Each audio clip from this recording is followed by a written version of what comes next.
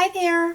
Well, today's video is going to be what's on my Kindle or what I'm currently reading. I had talked to you in July about my new Kindle, and then I followed that up with a review all about this 2015 Paperwhite and why I love it so much.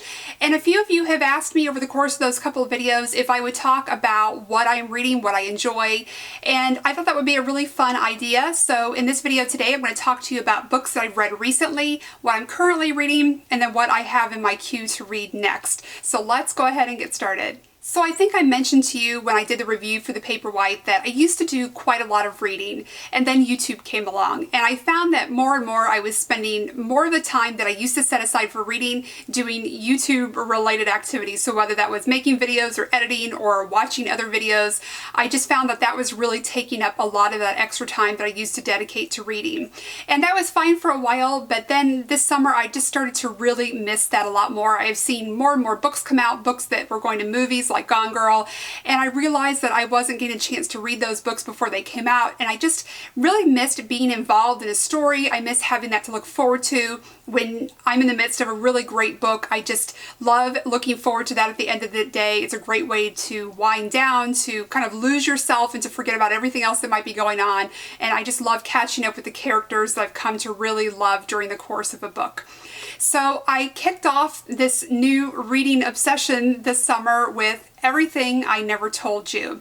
I just kind of came across it because I will go to Amazon and I will look at one book and I'll see all the recommended books, and it just looked really interesting, so I thought it might be a good way to start off my reading. It came highly recommended. There was a few people that had a few things to say about it, but there always is, so I don't really pay that much attention to that. But I really enjoyed the writing in this book. And I say that with the caveat that I didn't end up overwhelmingly enjoying the book. I really liked the way it was written, but I didn't enjoy the story that much, which I know sounds really weird, but I can really appreciate the skill of the writer and really like the way that they present the words and how they phrase things. But overall, I didn't enjoy the story quite as much. I just felt that kind of overall it was very dark. It was a little bit depressing, and you kind of didn't really walk away from it feeling like it was entertaining in some way or that you learned something. I kind of just felt like, oh, you know, it just felt a little heavy at the end. But I don't want that to take away from how great I thought the author did in her writing of the book. So that kind of started me off, and that was a little bit disappointing, but then I moved into another book right away. So the next book that I read was Me Before You, and I mentioned this to you in my July favorites. Fantastic book, cannot recommend it enough. And as I mentioned in that previous video, it's really hard to talk about this book without giving away too much of it. But the basic premise of the story, if you're not familiar with it, and also I should mention this is going to be a movie too coming out next summer. There is a gentleman who's been in an accident, so he's a quadriplegic and he needs constant care. So this woman who's kind of not had the best career options is hired to be his assistant, more or less, and then the book talks about their relationship and how they interact with one another, and he can be a little bit difficult to get along with at times, and it just kind of talks about how she softens him up a little bit and how he responds to her and how they sort of develop this friendship over time. But it's a fantastic book. It was very smartly written, very engaging. I love the characters. You were kind of rooting for everyone in the book. There was a lot of really likable characters in the book. And I mentioned in my July favorites that it's really hard to say this without giving away too much of the book, but I would say that if you read this book, read the majority of it wherever you're comfortable, but I would save the last few chapters to read in private. So that's all I want to say about that, but I would very strongly advise that. Okay, moving on to the next book. So I kind of like to alternate with what I say are meaty books and then more thrillers. And by meaty books, I mean ones that are maybe more dramatic or more involved or more serious and just kind of meaty topics, something you can really sink your teeth into. And then sometimes I want to break that up a little bit with just some exciting suspense thriller. So the next one that I went for is The Girl on the Train. I really liked this book from the beginning. I think that right away it had a very creepy vibe to it. I couldn't tell if the character's voice that I was hearing was a serial killer or just a really troubled person. It turns out that she's more of a troubled person, but it was just so eerily written right off from the beginning, so that really drew me in. I liked this book quite a bit, although I didn't really care for any of the characters. I even found the main character a little hard to feel sorry for. She again, doesn't have a lot going for her. She's someone that's got a lot of trouble, and so she finds herself maybe knowing a little bit about a possible crime, but people not really taking her seriously because of her personal problems. And I just found it hard to kind of sympathize with her because she just didn't seem to be able to get out of her own way. But that did make for a really interesting story. So overall, I really enjoyed this book. I enjoyed the ride. I didn't really enjoy the ending. I think it wasn't really, I don't think it lived up to the rest of the book. I think toward the end it got a little bit tedious for me and maybe, well, not maybe, a lot unrealistic, but that didn't really take away from the fact that I enjoyed the majority of the book, so I would still recommend it. I still think it was a really fun read. And I think some people might really enjoy the ending, but I think that it just didn't really match up with the, I don't know, the book was written so smartly, and then the end I felt like seemed a little bit more amateurish. So after The Girl on the Train, I was ready for another meaty book, and this one came very highly recommended by my friend Elle. So this was Jodi Picoult, The Storyteller. What a fantastic book. I found myself really looking forward to this one at the end of the day. It was everything Elle said it would be, and I've now recommended this book to my mom, and it's just, as Elle says, it has a lot of layers, and that's really true. So you're getting this story told from a lot of different perspectives, and the character that I really enjoyed in particular was Minka. She is the main character's grandmother, but it's a very long, winding story about a family dynamic. It's about the Holocaust. It's about a modern day situation of people that were involved in the Holocaust, both a prisoner and a guard, and it just, as Elle said, has lots and lots of layers. It goes back and forth between past and present, and it's told from these different perspectives, so you really get an idea of everyone's point of view in this story. And it's just so smartly written.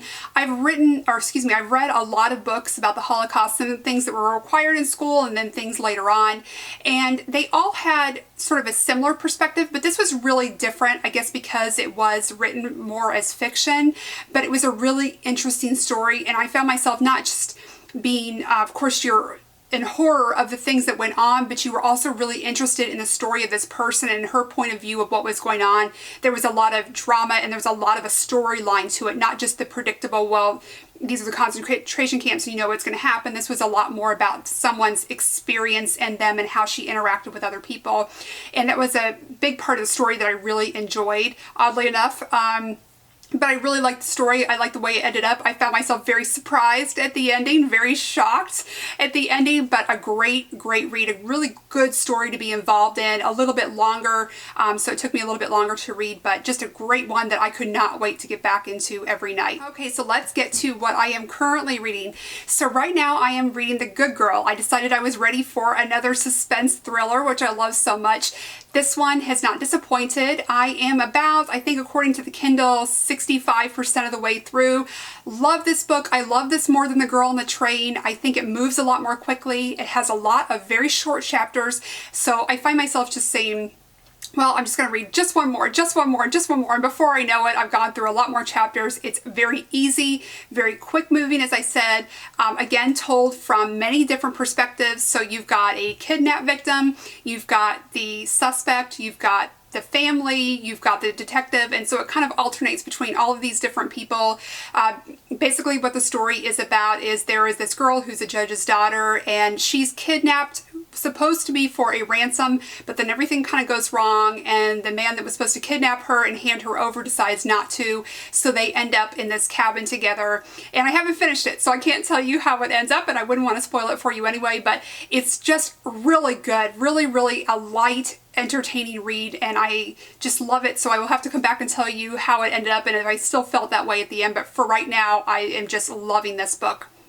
Alright, so for what I am going to be reading coming up, I have on my Kindle right now And the Mountains Echoed.